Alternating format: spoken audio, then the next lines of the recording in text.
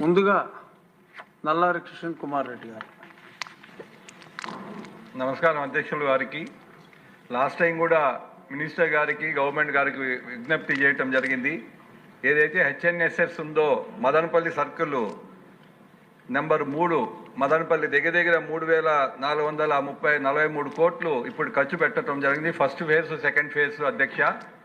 ఇక్కడ వాయిల్పాడ్ నియోజకవర్గంలో దగ్గర 80,000 ఎకరాలు మనకు ఇరిగేషన్ వస్తుంది కంప్లీట్ అయితే. ఇప్పుడు పొంగునూరు ఒక 14 లిస్టుల ద్వారా నీళ్లు కుప్పానికి పొంగునూరుకు ఇప్పుడు మంత్రి గారు ప్రభుత్వం ఇవ్వటం జరిగింది. మా రిక్వెస్ట్ మంత్రి గారిని, పీలేరు కాన్స్టిట్యున్సీలో 80,000 ఎకరాలు మనకు ఇరిగేట్ అవుతుంది, ఖచ్చితంగా మనము ఇదంతా కూడా చేయాలని కోరుకుంటున్నా.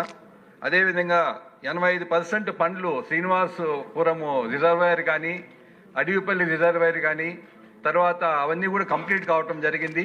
ఒక 6 ఎకరాలు ల్యాండ్ అక్విజిషన్ చిన్నమన్యం దగ్గర పెండింగ్ ఉంది. Only 6 acres of land acquisition pending ఉంది. అక్కడ అది కంప్లీట్ అయితే కాలువ 500 మీటర్లు కంప్లీట్ చేయాల్సిన అవసరం ఉంది. తర్వాత నివ్వా ఏదైతే వాయిల్పాడ్ కెనాలు నివ్వా కెనాల్ ఉందో అది కూడా కంప్లీట్ చేయగలిగితే పీలేరు నియోజకవర్గంలో 80,000 ఎకరాలు 6 మండలాలకు సంబంధించి మనము 20 సంవత్సరాల నుంచి రామారావు గారు మొదలు పెట్టినప్పటి నుంచి 2004 నుంచి అది జరగతానే ఉంది. చంద్రబాబు నాయుడు గారు 2014-19 ముఖ్యమంత్రిగా ఉండేటప్పుడు అడవిపల్లి ప్రాజెక్టుకు పోవటం జరిగింది. అప్పుడు ముఖ్యమంత్రిగా 14-19లో పోయి అక్కడ కంప్లీట్ చేస్తానని చెప్పి మాట చెప్పినారు. అంతే 19 మళ్ళీ మన ప్రభుత్వం పోయింది. జగన్మోహన్ రెడ్డి వచ్చిన తర్వాత 5 సంవత్సరాలు ఎక్కడ కానీ మా కాన్స్టిట్యున్సీలో కానీ మదనపల్లి సర్కిల్లో పనులు ఆగిపోయినాయి.